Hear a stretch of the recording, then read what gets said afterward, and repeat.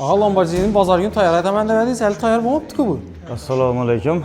Havo, xudo xolasa bazar kuni sap chekadik. Endi jit shpakolovkalarni sapganimizdan keyin ozgina melachuda ishlab chiqqan Shohruxbek. Shunga qisqanib sapgandan ko'ra bir kun 2 kun sabr etib, ideal, mukammal ravishda chiqarganimiz ma'qul degan qarorga keldik. Shunga obunachilarimizdan uzr so'raymiz. Bazar kuni sapmaganimiz uchun xudo xolasa bir kun 2 kun protsessini sapamiz. Ozgina ishlar bor menda. Rengi nechik bo'ldi endi? Rangni doğrusu men kutmadim.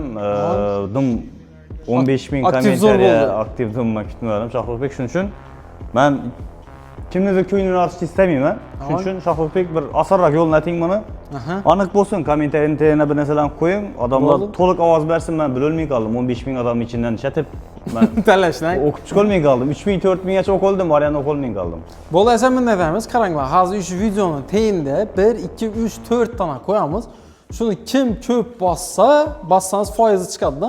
Qaysi rang ko'proq bosilsa, o'sha rangga bo'yab beramiz. Oson aytamiz va ranglarini qo'yamiz. Qaysi rangni tanlashlarini o'zlari tanlayveradi videoda.